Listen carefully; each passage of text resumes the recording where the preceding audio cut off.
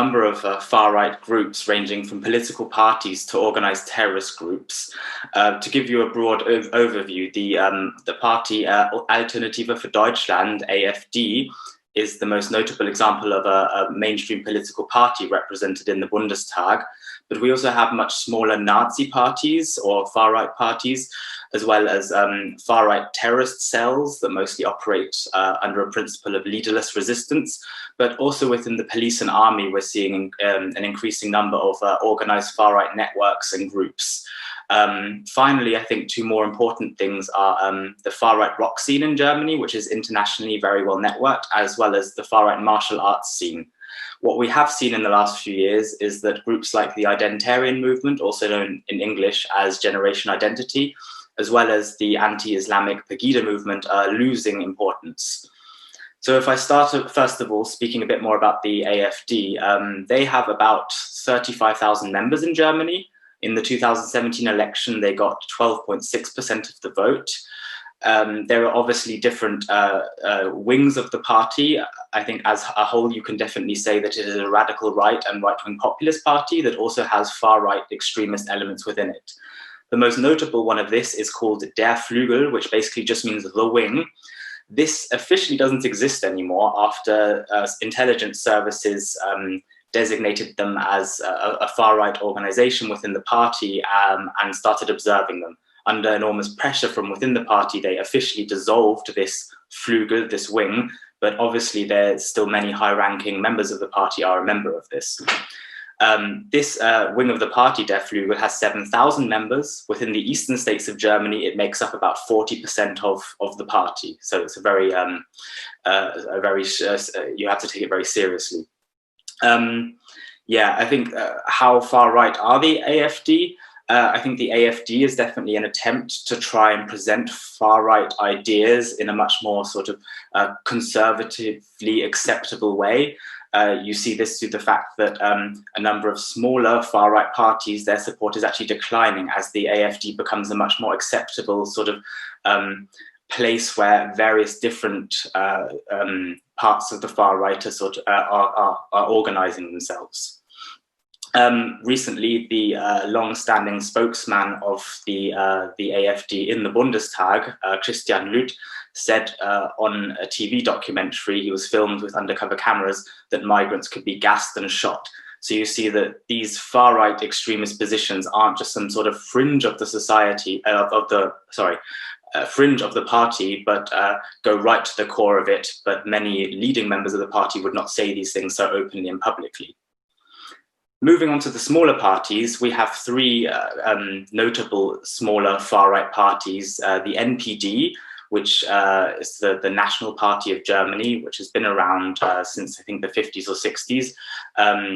We have the party Die Rechte, the right, and we also have the party Dritter Weg. And all three of these are very small and are losing a lot of importance since the AfD has really become a lot more prominent from about 2016, 2017 onwards. The NPD has about 4,000 members, but it's losing about 500 every year. Die Rechte, the right, has about 600 members, whereas Der Dritter Weg has about 500 members. All three of these parties are even more explicit than the AfD. They glorify National Socialism quite openly. You can more or less say that these are parties full of organized violent Nazis. I must say, though, the membership numbers for these parties, we have these from Der Verfassungsschutz, which is the domestic intelligence service in Germany. So I think these numbers are fairly accurate, but you should take them with a pinch of salt because, as we've seen time and time again, the Verfassungsschutz generally tends to underestimate or falsely estimate numbers of extremist organizations. If I move on to the terror networks now that we have in Germany, we have several that are small, and obviously we only find out about these terror networks often when they are finally exposed and then arrested or banned or something. So there are probably a number of them still operating underground. It's not really in their interest to gain a lot of media attention. If you look at the NSU, the Nationalist Socialist Underground, they were operating more or less in a clandestine fashion for 10 years, murdering migrants in Germany. So to give you a few names, we have the Feuerkrieg-Division, we have Nordadler, we have the Group S, as it's called, but we also have Combat 18 and Revolution Chemnitz. to talk a bit about these different phenomenon of different kinds of terror groups. Something like the Feuerkrieg-Division is modeled on the Atomwaffen-Division from the USA. And what we're seeing is that around the globe, there is a number of these divisions that glorify National Socialism, organize themselves online, especially in Telegram groups, and plan terrorist attacks. In Britain, for example, they have the Sonnenkrieg-Division. The Feuerkrieg-Division has about 30 to 70 members worldwide, depending on estimates, and about 6 of these at least are in Germany. In Germany, there's been 1 arrest so far. If you look at the Atomwaffen-Division, in the USA, they've already been responsible for at least 5 murders. So this is, this is one example. The next one is Nordadler. They were founded in 2017, but banned as an organization this year in Germany. They were trying to buy up properties in the east of Germany to carry out paramilitary exercises and trainings. They were also glorifying National Socialism. They were an armed cell that, if given more time, it would have come to attacks. We also have Group S, which was also exposed this year in February. 13 properties were searched. This group was a bit older, from like 30 years old to about 60 years old.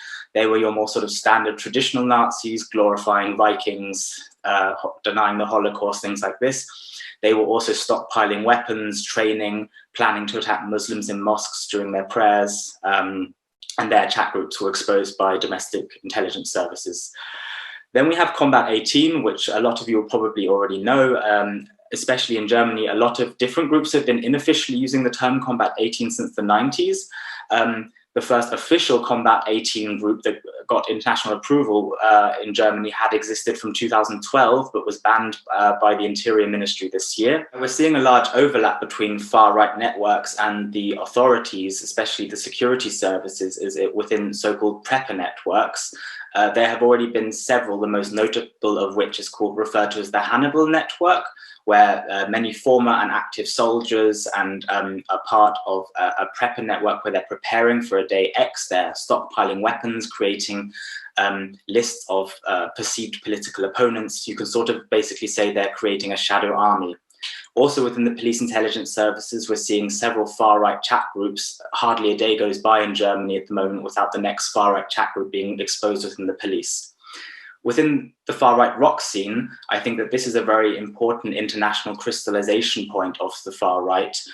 We have several festivals in Germany, for example, Rock Against Overforeignization and also the Schild und Schwert Festival. At their height, some of these festivals are attracting thousands of Nazis from around Europe in Eastern German villages. These are also very important meetings points for groups like Brigade 8 and Combat 18 to basically have a clandestine meeting within the rock festival. So we're seeing that it has a political function.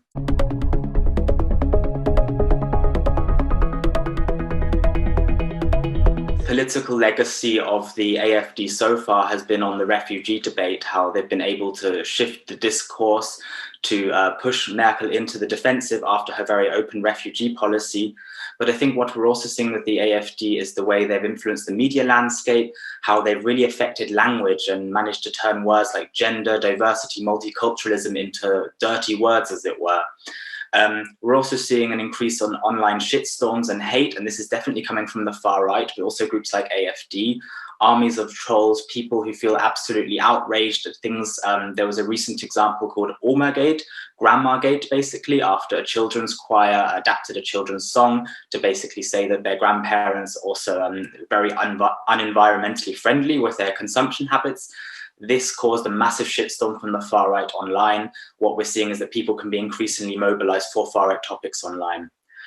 Another big impact that the far right has had on mainstream political discourse at the moment has also been through the coronavirus.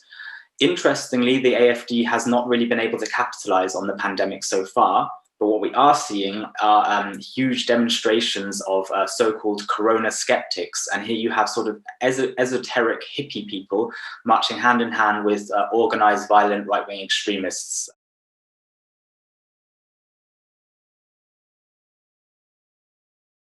The AfD on an EU level is connected with other similar parties across Europe. We've seen a massive shift to the right in politics on an international level for some years. Regarding other far-right organizations, Combat 18 and the different divisions like Atomwaffendivision, Feuerkriegdivision are highly connected internationally. I think what we're seeing increasingly is that the internet is very important. Through different Telegram groups that various groups like the divisions can network. I would say that the far-right rock scene and the martial arts scenes are of particular worry at the moment, especially with European far-right extremists networking and meeting up under the guise of a fight or a concert. This often seems to be the sort of backdrop to various meetings of right-wing terrorist groups. What's specifically German, what's very different, I think, to a lot of other countries at the moment is the level of infiltration of far-right extremists within the security services, the army and the police. The fact that there are several organized networks of right-wing extremists who are planning for some day X, who are hoarding weapons and making lists of enemies. As far as I know, this is fairly unprecedented and of particular worry in Germany.